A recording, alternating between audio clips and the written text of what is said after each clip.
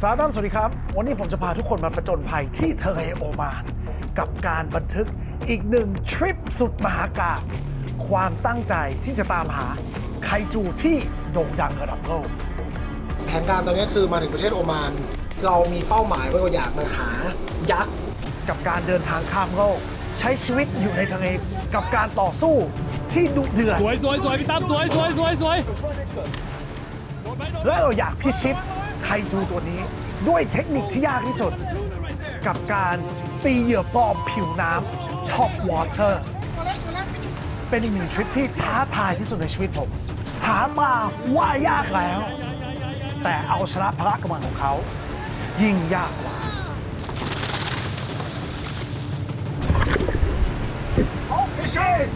งานนี้ยิ่งใหญ่และท้าทายสุดๆงานนี้เอาบันทึกให้ชมกันยาวๆจะเป็นยังไงไปชมครับส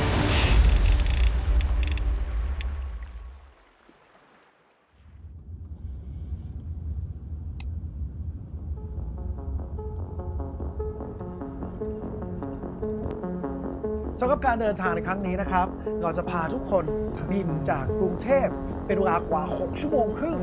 สู่มัสแคทเมืองหลวงของประเทศโอมาน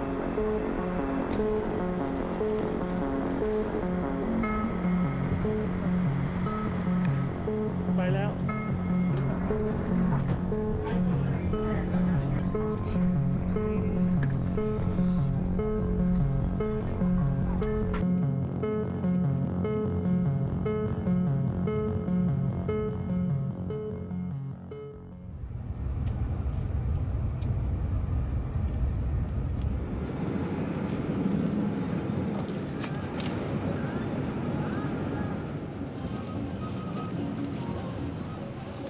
Cars.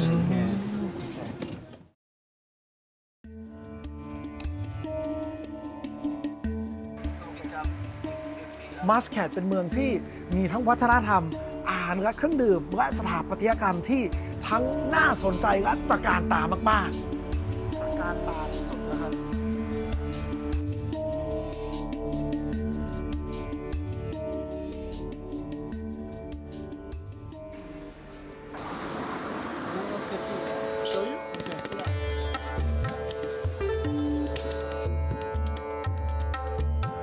ชาที่ต้องชมด้วยแสงพระอาทิตย์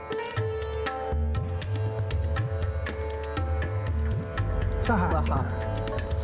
ร้านอาหารสุดยิ่งใหญ่ที่ดีไซน์มาเหมือนป้อมปราการที่มีเมนูเนื้ออบดินที่ใช้เวลากว่า 3 วันถึงจะสุก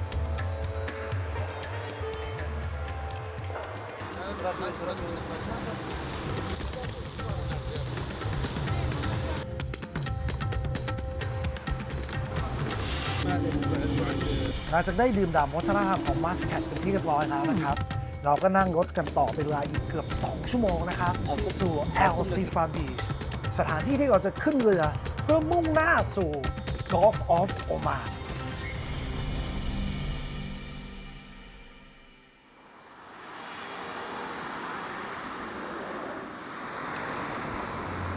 ต้องบอกนะครับว่าเทคนิคการตกปลาแบบ Top Water ที่เราจะใช้เป็นหลักในทริปนี้เนี่ยเป็นหนึ่งในการตกปลาที่ผมว่าทั้งตื่นเต้นและท้าทายที่สุด Mothership หรือเรือนอนของเราเนี่ยมีชื่อว่า Notus Tempest นะครับซึ่งถ้าใครยังไม่ได้ชมสามารถย้อนกลับไปดูคลิปที่ผมรีวิวเรือลำนี้ที่สุดตระการตาได้เลยที่มีมูลค่ากว่า70 ล้านบาทการใช้ชีวิตการอาศัยบนเรือลำนี้จะเป็นยังไงเนี่ยสำคัญมากๆเพราะว่านี่จะเป็นจุดที่เรากลับมาประชุมและเตรียมตัวเพื่อออกไปไฟกับไคจูระดับโลกในทุกๆวันของทริปนี้เลยครับให้เป็นสาระไว้นะครับเหตุผลที่เราตั้งใจเดินทางมาไกลถึง Gulf of Oman หรืออ่าวโอมานเนี่ยเป็นเพราะในภาคตะวันออกกลางเนี่ยสถานที่ที่นี้เป็นสถานที่ที่ส่งออกทูน่าระดับโลกนะครับและมีสตรีททูน่าไซส์ยักษ์ที่ได้พบเจอกันแทบจะตลอดปีนะครับโดยเฉพาะช่วงฤดูร้อนเนี่ยเขาว่ากันว่า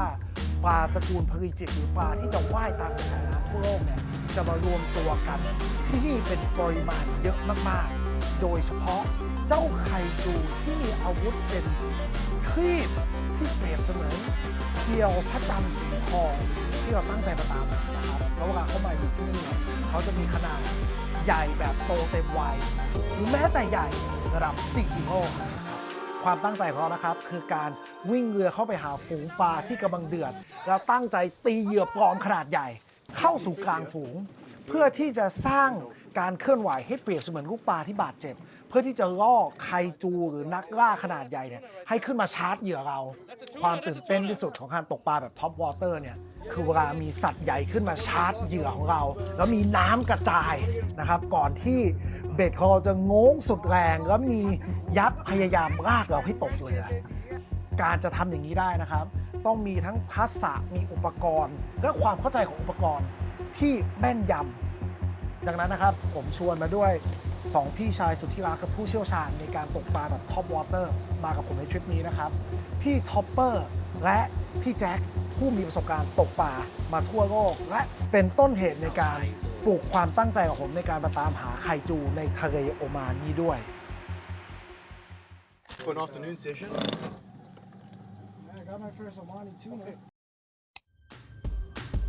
ส่วนในการเดินทางออกทะเลและใช้ชีวิตกลางทะเลของเราในครั้งนี้นะครับ เราจะไปกับกลุ่มทัวร์ตกปลา No Boundaries Oman นะครับ ซึ่งเราบอกเลยว่าเป็นผู้เชี่ยวชาญในด้านตกปลาแบบสไตล์ Top Water และเกมจิกกิ้ง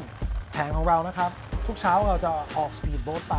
เพื่อไปไล่ล่าหาฝูงไคจู ที่จะเดือดตรงผิวน้ำพยายามตามล่าสู้กับมันทั้งวันนะครับ ถ้าพร้อมก็ไปลุยกันเลยครับ พอถึงหมายแรกที่ไต่ลุกได้สำรวจไว้เมื่อวานนะครับ เราก็แยกทีมกันทำงาน พี่ท็อปเปอร์นะครับจะทดลองใช้เหยื่อท็อปวอเตอร์นะครับป๊อปเปอร์ตีเพื่อหาปลาใหญ่ตรงผิวน้ำพี่แจ็คนะครับจะใช้เทคนิคเกมจิกกิ้งนะครับทิ้งเหยื่อแนวดิ่ง เพื่อหาปลาที่อาจจะว่ายอยู่ในระดับน้ำที่ลึกลงไป ส่วนผมเองนะครับจะใช้เทคนิค cast jigging การใช้เหยื่อจิกขนาดเล็กตีบริเวณรอบๆเรือเพื่อครอบคลุมและสร้างการเคลื่อนไหวในบริเวณที่กว้างกว่า ช่วยกันคนละไม้คนละมือครับ หาปลาให้หลากหลายสำคัญที่สุดต้องหาปลาให้เจอก่อน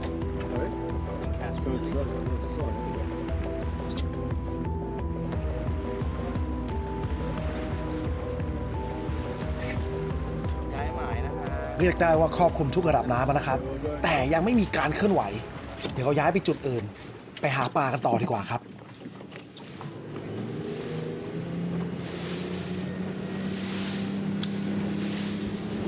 นั่นน่ะมีปลาโดดอยู่นั่นน่ะ I think they're following dolphins. ปลาลงมาเป็นถุงเลย Yo. Across the net. ดูหน้าไอ้บุกนั่นโอ้ยดูเกี่ยวกา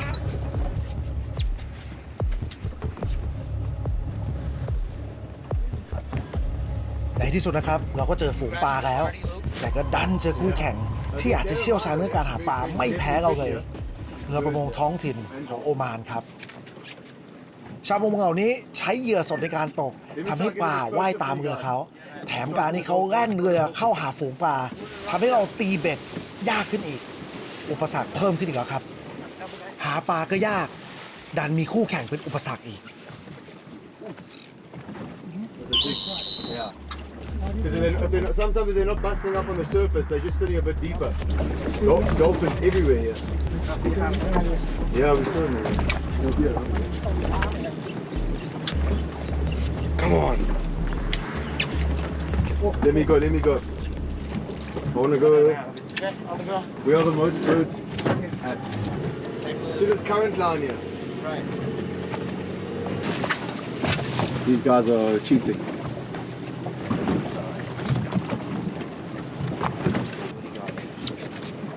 On his own. Just want to see what.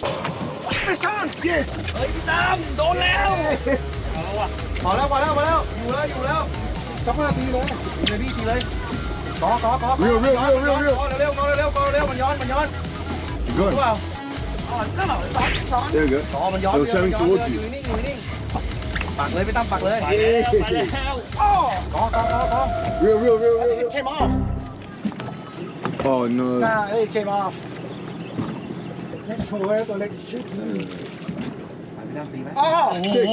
no it was Oh, you took there you go. the fin I of took the it. fin off holy what part is this Sorry, Jim. probably the สุดท้ายก็ไม่รู้ว่าสิ่งนี้คืออะไรอย่าไปยุ่งกับมันดีกว่า แล้วมันคืออะไรครับ ไข่จูไม่รู้แต่ไม่ใช่ทูน่า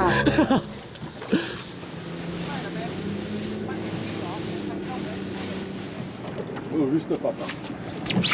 one the smaller papa, not a rooster Like a papa. slightly bigger one. Go see where those birds are. Yeah, I know. I think that's what they Right call there, it. that's Oh, it. that's a tuna right Yeah, there. the tuna's jumping now. That's a tuna. That's a tuna. Yeah. Luke, don't go too close. Stop already asking. เมื่อกี้จอดไม่รู้ทูน่าหรือเปล่าไม่ว่าใช่ไข่จูที่เราตามหาป่ะครับแต่สัตว์ประหลาดแน่นอนนะเมื่อกี้ เราแบ่งเกมกันยังไงนะพี่ แบ่งไงนะครับ เดี๋ยวผมใช้จิกพาร์ทไปก่อนเพราะว่าใส่มาแค่นี้ไม่ใช่อะไร พี่ท็อปเปอร์เดี๋ยวเล่นเป็นปลั๊กผิวน้ำขนาดเล็กแล้วพี่แจ็คเป็นตีป๊อปขนาดใหญ่ครับ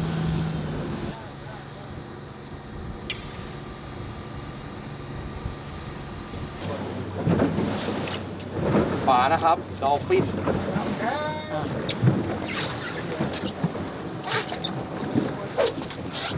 ผมจะไม่ตีโดนเรือโอมานใช่ไหมเนี่ยเสียวแม่งวิ่ง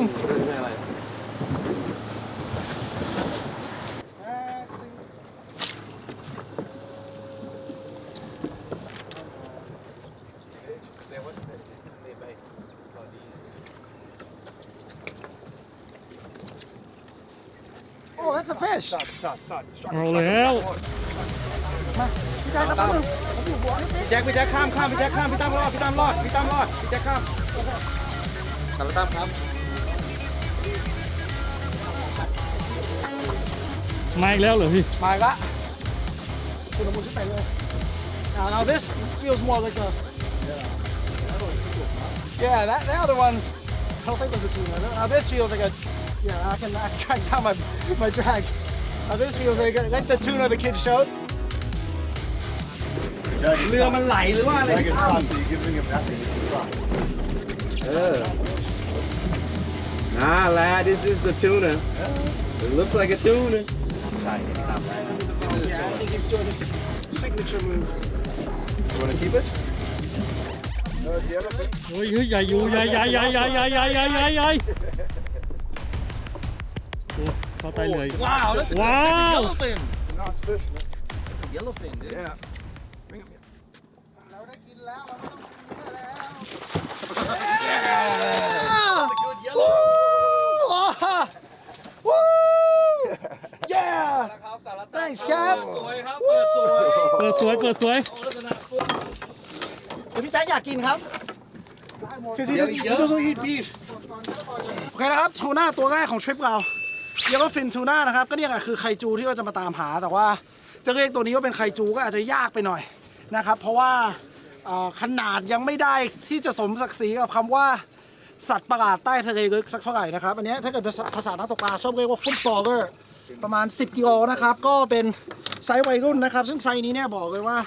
เหตุผลที่เราตัดสินใจเก็บก็รู้สึกว่าเนื้อปริมาณกำลังดีคิดว่ากินหมดนะครับเพราะถ้าเกิดตัวใหญ่กว่านี้สิ่งที่เรามาตามหาเนี่ยอาจจะกินไม่หมดนะครับเพราะเนื้อเยอะมากแล้วก็เนี่ยอยากให้เห็นว่าครีบตัวนี้ยังไม่ได้โตยาวพอนะครับถ้าเกิดโตยาวพอเมื่อไหร่อะจะกลายเป็นเสี้ยวพระจันทร์ซึ่งไว้เดี๋ยวผมมาสาระให้ฟังทีหลังแล้วกันว่า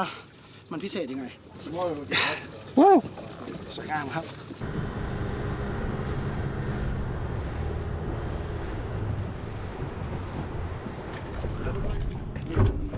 มาพี่แจ็คเชิญหัวก็เลย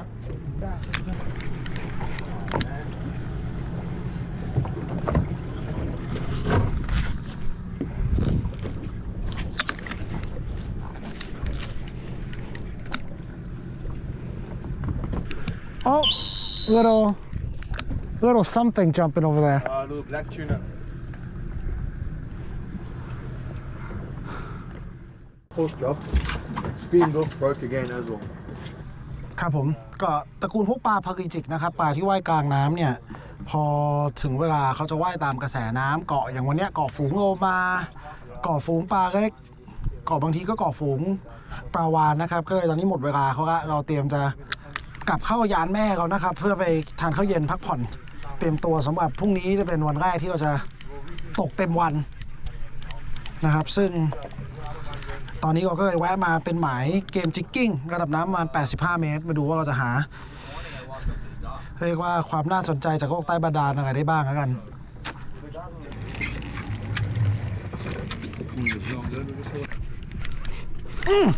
Fish on. Nah, it's a little something.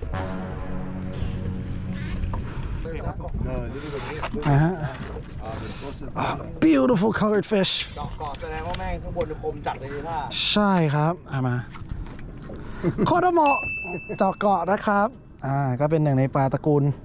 อยู่แถวแนวปะการังน้ำเกือบลึกนะครับปกติที่ไทยผมจะเจอน้ำลึกกว่านี้นะที่นี่85เมตรก็เจอละความจริงเผาอร่อยมากเลยเพราะเกรดเขาอะที่บอกชื่อเจาะเกาะก็เพราะว่าเหมือนเขามีเกาะเลยนะโอเคที่นี่ก็ไม่เน้นกินปลาเล็กนะครับเรามาตามหาไคจูก็เดี๋ยวตัวนี้ปล่อยไปแล้วกันว้าบายบายก็ถือว่าเป็นวันเปิดทริปที่ไม่เร็วเลยครับแต่เขาก็ยังไม่เจอไคจูที่เราตามหาสำหรับวันนี้เดี๋ยวกลับเข้ายานแน่นะครับเพื่อไปพักผ่อนและวางแผนใหม่ เพื่อออกหายักษ์ของเราในวันพรุ่งนี้ดีกว่าครับ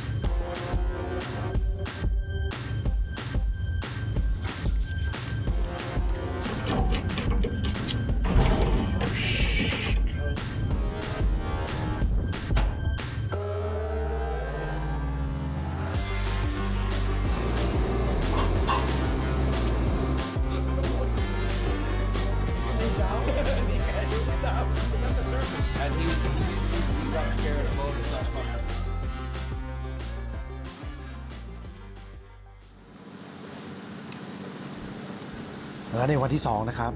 เราก็ได้พบกับอุปสรรคที่เราไม่คาดฝันว่าจะเกิดขึ้นหมายเดิมที่เมื่อวานเต็มเปี่ยมไปด้วยฝูงปลาวันนี้เงียบสงบเหมือนทะเลร้างตอนนี้เราวิ่งเรือหาปลาไปไกลขึ้นเรื่อยๆครับแต่ก็ยังไม่มีวี่แววจะเจอฝูงปลาเลยในขณะที่กลุ่มประมงเขามีเครือข่ายทำงานกันเป็นทีมพวกเรามีเรือของเราลำเดียวไม่รู้จะปรึกษาใครไม่รู้จะไปไหนและณตอนนี้ไม่รู้จะทำยังไงและนี่ก็ครับคือความท้าทายในการตามล่าไคจูตระกูลทูน่าวันหนึ่งอาจมีปลากระโดดดับร้านที่จุดหนึ่งแต่วันถัดไปอาจไร้เงาเงียบสงัดจนเหมือนว่าจุดนี้ไม่เคยมีสิ่งมีชีวิตอาศัยอยู่มาก่อนเลยการออกมาหาฝูงปลาแบบนี้ความสามารถส่วนหนึ่งดวงนี่เต็มThere's a bit of current though. My 150 is not holding up.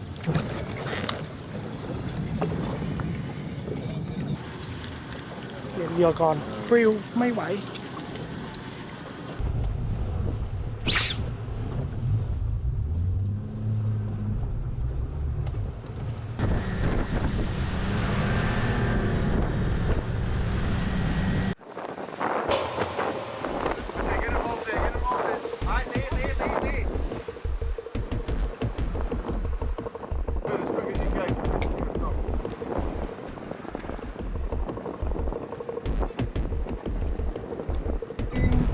This is what you saw the other day? No? Dolphins and tuna jumping. But the bait ball was like this, yeah. Oh, I gotcha. Yeah. I don't think it's big fish yet. Not yet. Yeah, 100%. There we go. โดน There we go. Small. Got the bait fish. Gone? Not all small. Oh. Let's see what it is. Yeah, let's see. Small fish. No, not. Oh, it's a bonita. Bonita? Yeah, dude. It's a small bonita. Oh, this is gonna get crushed, man. ปลาโอ นี่ก็เป็นหนึ่งในเหยื่อโอชาของไคจูที่เราตามหา เป็นญาติขนาดเล็กแต่ก็กินกันด้วยนะ Oh, Bye-bye. there we go. ยังไงแจ็คขาดอะไรน้ำพริกวะ รสชาติมันใช้ได้ครับ Oh, there's two birds. Well, those are the right birds also. Exactly. Those white birds are the right ones.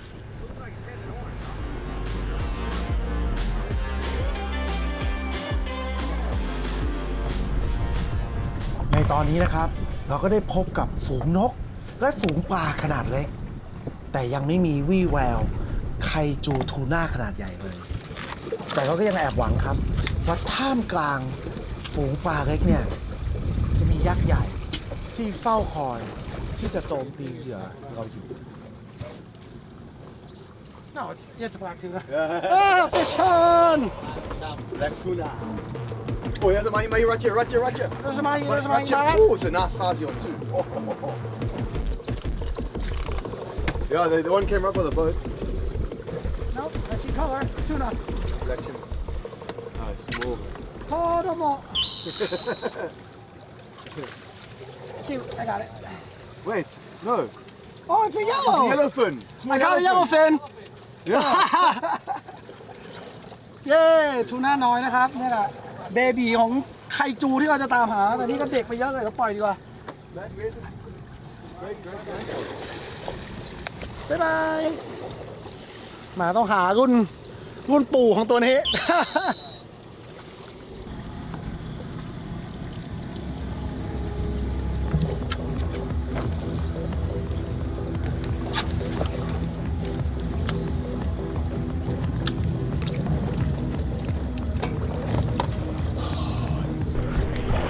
Anybody slow jig here?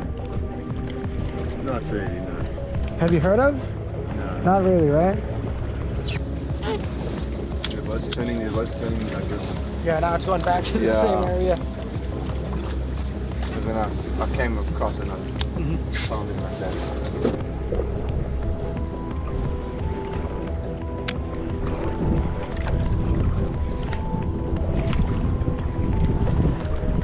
ใส่ก็ต้องวนครับพี่แจ็คดูทรงเก็บเพื่อมใหม่ Come back up. Come back up. 2354.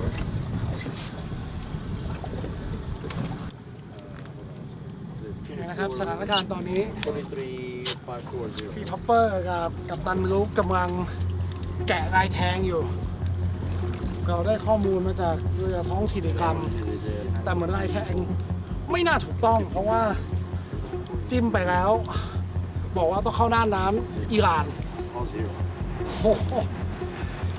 จะหาปลาทั้งทีมันต้องขนาดนี้เลยใช่ไหมเนี่ยหวังว่าจะเอามาให้ดูสักตัวได้นะครับ What is it? 23 what? There's no fish. That's shot. You know what I mean? Yeah, you see? There's something else here underneath the water. What is it? The white one. Like really sad.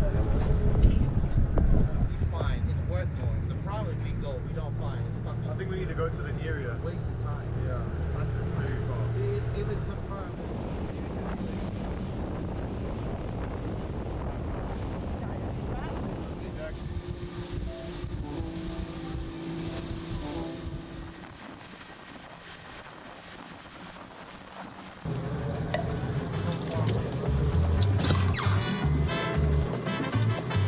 ใส่เสื้อตกเองรีบหัวเรือ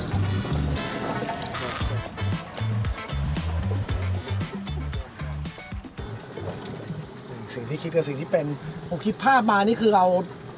ตีทิ้งตีขว้างกันเลยนะ สถานการณ์ตอนนี้นะครับ ยิ่งตึงเครียดเข้าไปใหญ่ เราหาฝูงปลาใหญ่ไม่เจอเลย และลายแทงที่เราได้ข้อมูลมาเหมือนจะไม่ถูกต้อง เพราะทะเลเงียบกริบ ตอนนี้นะครับเราทำได้เพียงพยายามสังเกตการณ์มองไกลๆว่ามีฝูงปลาขึ้นบ้างไหม ขยับเรือหาต่อไป There's a black thing right here. Go But look. these dolphins are gonna hold. Look at these dolphins here. Have a cast here, promise. Jack, Jack. Promise. Look at them. Look at ปลา these. ไม่ได้หาง่ายที่คิดครับ แล้วพอเราเจอฝูงปลาก็ยังมีอุปสรรคเป็นเรือท้องถิ่นมาเป็นคู่แข่งเราอีกทำให้การตีเหยื่อปลอมเข้าไปหาฝูงปลายากลำบากกว่าเดิม งานนี้ไม่ง่ายจริงๆครับ Oh, look at the size of that shit. Guys. Good. Now they're busting up. Go, Luke, go. Look at the size of that one. Holy shit.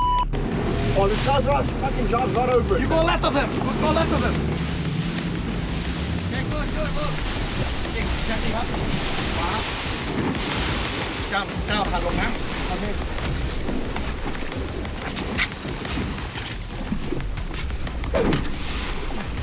เข้าลายนี้เลย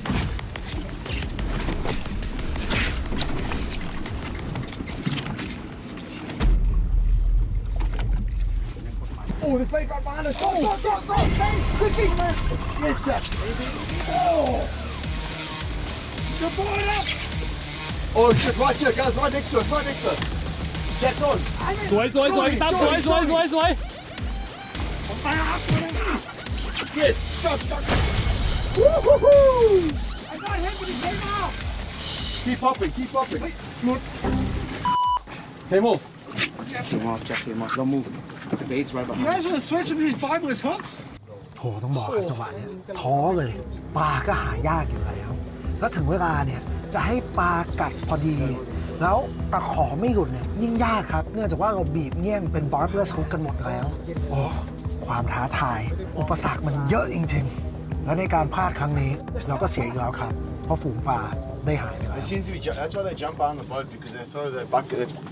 The bait. the bait, Three, and four then, of them. yeah, and then they throw their own bait. Yeah. ตอนนี้ก็เป็นเวลาประมาณ5 โมงเย็นนะครับก็เดี๋ยวพวกเราต้องเข้าฝั่งแล้วก็ได้เจอแล้วนะครับความจริงวันนี้เราก็เจอเยลโลฟินทูน่าอย่างเป็นทางการนะครับแต่ว่ายังไม่ใช่ไซส์ที่เราตามหายังตามหาไคจูให้เล่นถ่ายรูปหน่อย Holy crap! Good job MashaAllah. Let's go! โอ้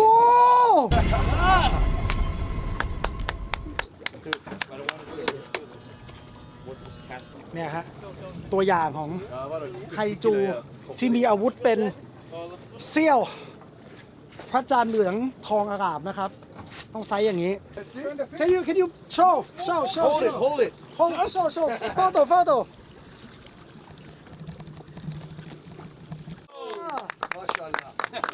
How many kilo How many kilo 60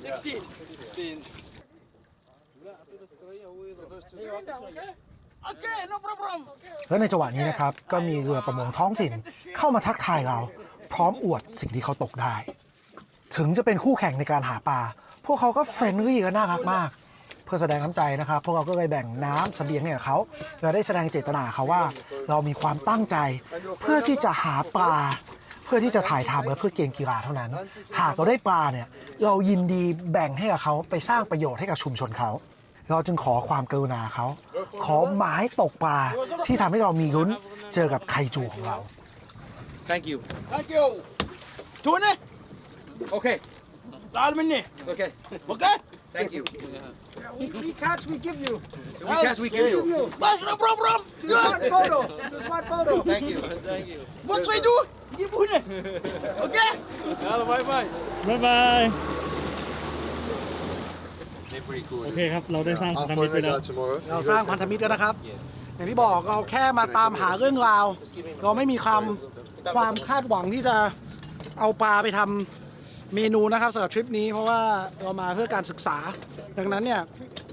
ถ้าการเก็บปลาเนี่ยเรามาตกปลาเชิงอนุรักษ์แต่ถ้าเกิดปลาสามารถสร้างมูลค่าแล้วก็ I think we should head back. ทำให้เรียกว่าคนท้องถิ่นเขามีกินมีใช้เนี่ยเราก็ตัว2 ตัวผมให้เขาไปเถอะเพื่อแลกกับภาพประสบการณ์ การตามล่าไคจูที่ทุกคนรอชม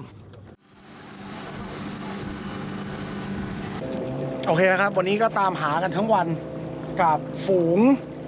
ไคจูที่เราแสวงหาปลาเหยียบหลัก100 โลก็ยังไม่เจอนะครับ แล้วก็เหมือนพยายามหาข่าวสารจากคนท้องถิ่นเรือลำอื่น แล้วก็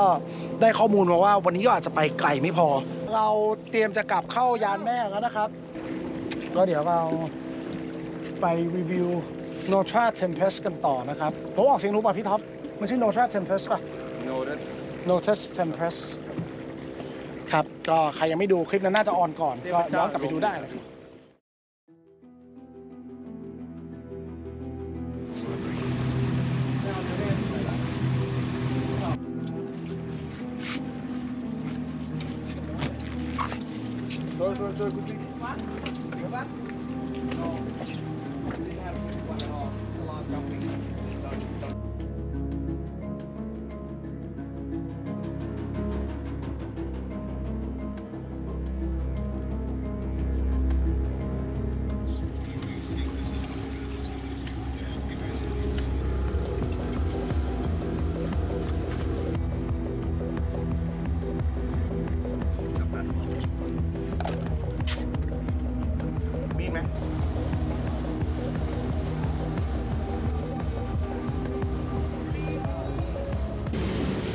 He's like right there. They're busting up. So Yeah. overclock. Right here. Dolphin jumping right here. Over, get your rod. Can't. You're moving, I can't. Jack's ready. Thumb's ready. พี่เจ้าคานลงมาพี่ Just stop here and cross. Yeah, ตีพี่แจ็คตีครับ In front of the dolphins. ตีเลยครับ Yeah, this is perfect, Luke. This is perfect. This is perfect. This is how we should do it. ขอเบลหน่อย Give me the bell look Luke belt. For everybody. All three of you guys. Oh, yes. ตัวเล็ก well done. Ah, Luke. It's okay, it was small. Hey, just have one more class. I want to move. Control. ไม่เป็นไรไอ้ช็อต Look at all the center console running way out. Oh, they're coming back this way, Luke. Are they? Right here. ปลาตัวไหนใช้ช็อตนั้น Coming back this way. Oh, they're busting up there. 2 เมกาพี่ Oh. คิดลึก อย่าคิดลึก One day. There's another. There's the guy that we know is back there.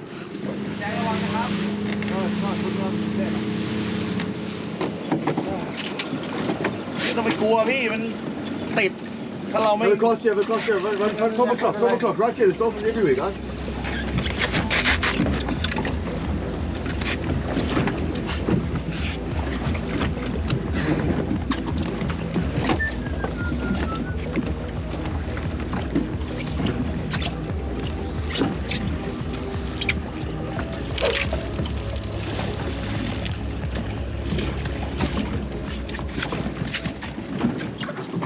When you guys are in, I'm gonna move.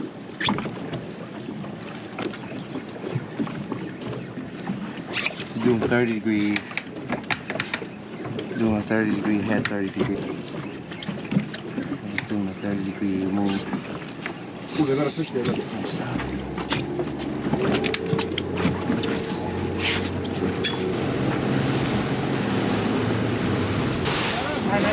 Gotcha. Yeah.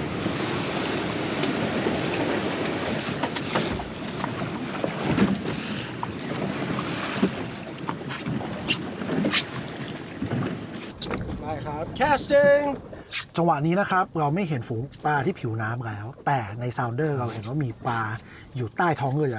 ดำอยู่ในระดับน้ำที่ลึกพอสมควร เพื่อที่จะกระจายระยะในการหักปลาให้กว้างขึ้นครับเพราะเราเลยเปลี่ยนกลับมาใช้เทคนิค jig casting เมื่อวานใช่ไหมเราไปรู้จักพวกนักตกปลาท้องถิ่นใช่ไหม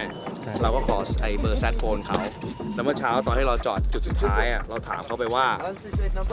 อยู่ที่ไหนทูน่าอยู่ที่ไหนเขาอ่ะส่งเบอร์มาให้เราก็คือเป็นเบอร์ตรงนี้เลยเสร็จแล้ว ก็เมื่อเช้าก็ทักหาไอ้ลำเมื่อวานไปฟาฮัดมันก็ส่งเบอร์มาเบอร์เดียวกันเลย ก็เลยมันเป็นมันต่างแค่จุดเดียวอะประมาณ1 กิโลไมล์อะไรนะ1 ตารางไมล์ทะเลใช่ ก็เลยตัดสินใจมันน่าจะเป็นอะไรที่แบบว่าพอดูได้ก็เลยมากัน แต่สิ่งที่เกิดขึ้นก็คือพอเรามาถึงปุ๊บโลโก้อยู่ แต่ไอ้2 ลำที่เราคุยด้วยที่มาเป็นนักตกปลาเราจริงๆแม่งไปแล้วมันไปหมายเมื่อวานที่เราตกได้ห่างจากนี่ประมาณ10 กว่าไมล์10 กว่ากิโลก็ประมาณ20 นาที Always off. I just turn it on now. Check this thing off. This thing. Should we give some of ours to them So you're gonna head out with them? There we go. Jiggy had some of this. Here or there? The Tiga. Okay. ลองดูก่อน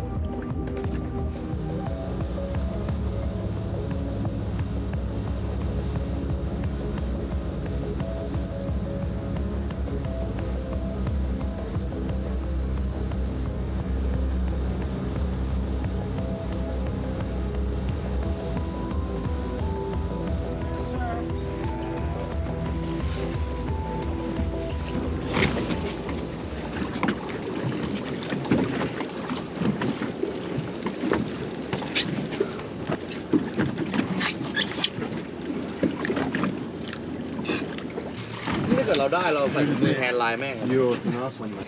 ตัวนี้เหรอพี่แจ๊ค Check. น่าจะมี 4-50นะผู้อย่างน้อย นี่ก็ดึงเต็มข้อเลย ไม่เท่าไหร่วะพี่ Shit. มันก็ใหญ่นะ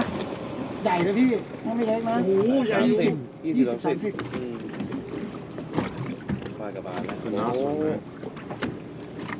โอ้ Topper. จริงๆแล้วในการที่เราเขาตีหัวปลาเนี่ยคือทำให้ปลาตายเลย แต่ถ้าเกิดเราโยนลงไปปุ๊บแล้วมันยังดิ้นอยู่อะเหมือนกับเราเอาไอ้ตัวเข็มไอ้หัวแทงไปแทงที่สมองมันแล้วคือให้มันตาย คือวิธีนี้อาจจะเป็นวิธีที่ดีที่สุดหรือฮิวแมนที่สุด หรือว่าดูเมตตาที่สุดแต่เป็นวิธีที่ทำให้เนื้อของเขาเนี่ยซึ่งไม่ได้ใส่ในช่องเย็นเนี่ยน่าจะเป็นการ preserve การเก็บเนื้อได้ดีกว่าก็คือจบเลยตัดสิ้น ขอสาระเต็มๆหน่อยครับสาระตั้ม ตรงไหน เขา นะ ถึ ครับ งต้องทุบหัวปลา หัวกระบาลปลา อ๋อ มันเป็นการทรมานหรือเป ผ ล่า มว่าอันดับหนึ่งครับก็คือการให้ปลาขึ้นมาเนี่ยไม่เป็นอันตรายต่อคนบนเรือ เพราะว่าเวลาเอาปลาขึ้นมาแล้วเนี่ยปลาทูน่าเป็นปลาขนาดที่ใหญ่มีพละกำลังเยอะ หางตัวแค่10 กว่าโลเนี่ยฟาดนิ้วโป้งอ่ะยังรู้สึกเจ็บเลยนะครับเพราะฉะนั้นนั่นอ่ะคือความปลอดภัยน่าจะมาหนึ่งสองก็คือเขาเรียกว่าเป็นการบองค์นะครับภาษาอเมริกันที่เขาเรียกนักตกปลาก็คือเป็นการตีให้ปลาไปไวที่สุดเพื่อมองว่าเป็นการทรมานปลาน้อยที่สุดที่พี่ท็อปเปอร์บอกเป็นความฮิวแมนซึ่งมันก็ถามว่าช่วยถนอมเนื้อไหมก็ได้ในระดับหนึ่งเพราะว่าปลาไม่ได้ใช้เรียกว่าพละกำลัง Okay, the dolphins in front of us. ไม่ได้ใช้สารอาหาร หรือหลั่งสารความเครียดมากเกินไปที่ทำให้เนื้อปลาเปรี้ยว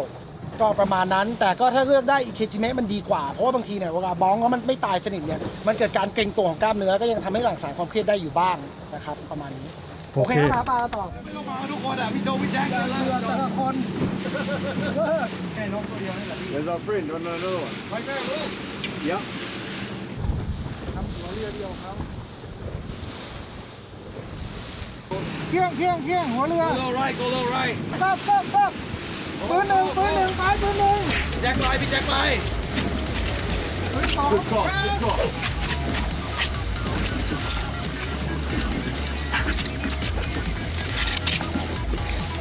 Cross, bro.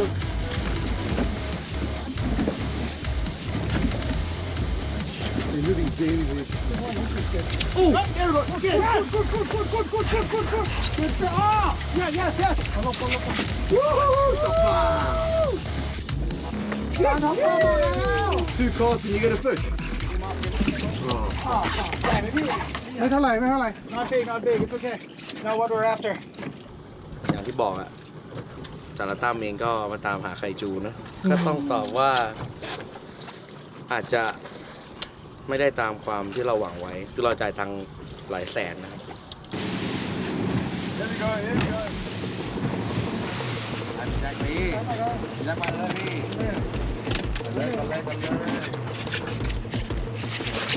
You get a bit bumpy now. Wake coming.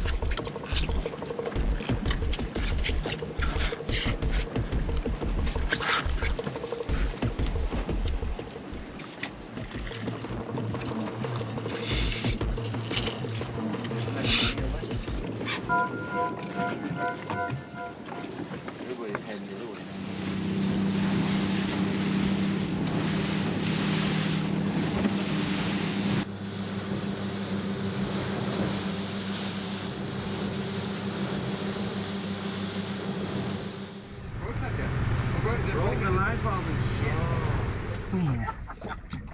อันนี้เลือดจากของที่เราก็ใช่ Dolphins right here. แค่บ่นว่าซักออกหรือเปล่าเอาไงดีวะไม่มีผ้าเลยเช็ดเลย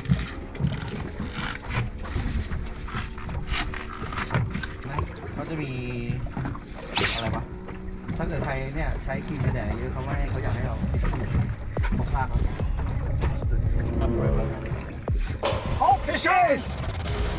Yes! The back. Topper's top.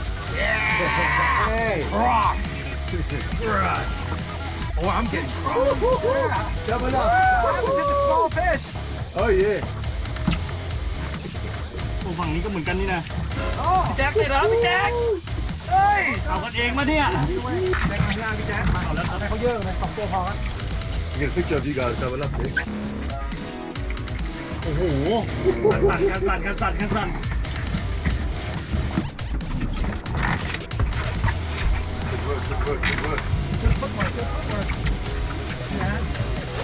ความบ้าคลั่งเหมือนหน้าเขาโอ้ไม่จบพี่แจ็ค ไม่จบ เฮ้ย here we go เอาละ ใครจะขึ้นมาได้ก่อน ขอการลอก 4,000 ทั้งคู่ เล่นเกมเบบีกัน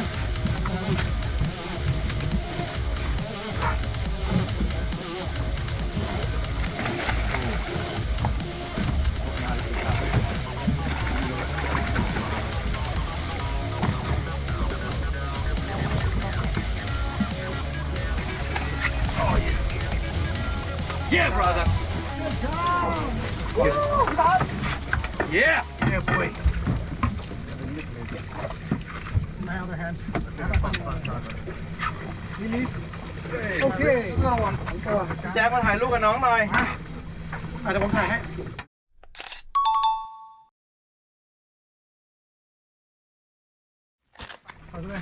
Ready? Hold on, you get a video of this. Ready? 1, 2, Hold on, Jess. Hold on, Chopper. One, Double up on the 2, jig. 3. Line. Woo! Yeah! Woo! Woo! Good job, bro! สุดยอดพี่ Hold on. ขอบคุณครับ ขอบคุณครับ แล้วณตอนนี้นะครับหมดเวลาของวันที่ 3 เวลาของเราก็เริ่มเหลือน้อยลงเรื่อยๆ และยังไม่มีวี่แววจะเจอกับไคจูของเราเลยถึงเวลานี้ครับเราคงต้องตั้งใจกลับไปวางแผนดีๆ ยังไงก็ยังไม่ยอมง่ายๆหรอกไปครับกลับยานแม่แล้วเดี๋ยววางแผนกันใหม่ครับ วิ่งออกไปน่าจะเป็น100อ่ะ เป็นวันที่กิจกรรมเกิดขึ้นเยอะมากนะครับ แต่ที่แน่ๆตอนนี้เนี่ย วันนี้เติมรถไฟ อย่างน้อยเนี่ยเท่าที่ดูเนี่ยสปิริตทุกคนยัง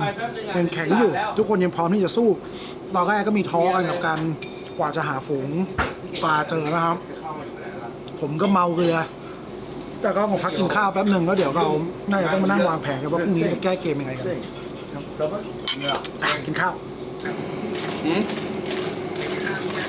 So yeah, tomorrow we were saying like maybe we even leave the small gear up because let's go for broke.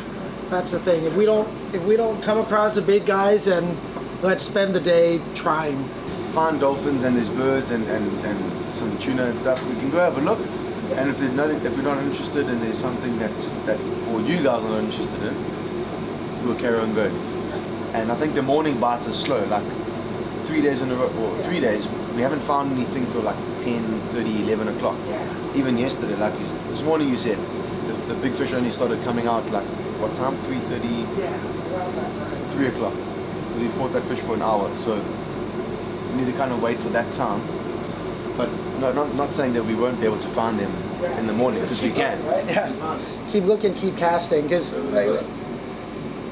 Whether we travel 200 kilometers or 50 or 80, we'll find something. We'll get it. thank you. You guys- We were feeling bad. A lot of time was sidetracked and stuff like my and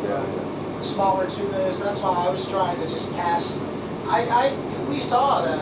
every shoal. I think I agree that every shoal we come across, we should try casting. Yeah. But let's try the big gear, Yeah. just so that we kind of naturally, select the little ones, the little ones out of the way. That's all. And then after, like both, Jack and I, this is our first time fishing in Oman. We just want to get that one, like footage of a nice tuna, and after that we can have fun. And I know that those local guys, they do like take control because they're using live bait. So to beat those guys is very difficult. We need to try and find that. Like yesterday, we found the big pod just smashing up, and then we hooked up to that one. We need to find that, and we'll be okay. Because if you see them, they're not really following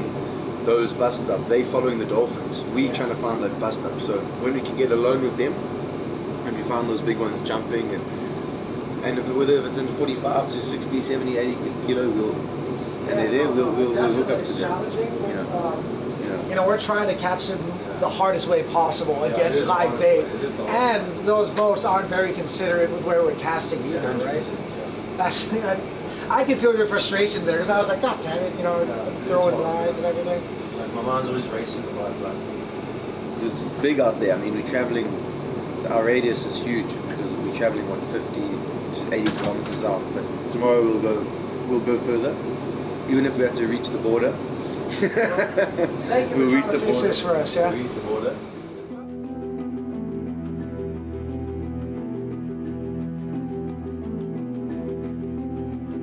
ก็สรุปนะครับ แผนพวกนี้เนี่ยก็คือ พยายามที่จะแผนการตอนนี้คือมาถึงประเทศโอมานปลาสายพันธุ์เดียวกับไคจูที่เราตามหามีให้เจอมีให้เห็นทรัพยากรธรรมชาติปลาชนิดอื่นที่ก็เป็นจะเรียกว่าเป็นไคจูในแบบของเขาก็เจอในปริมาณที่น่าตกใจมาก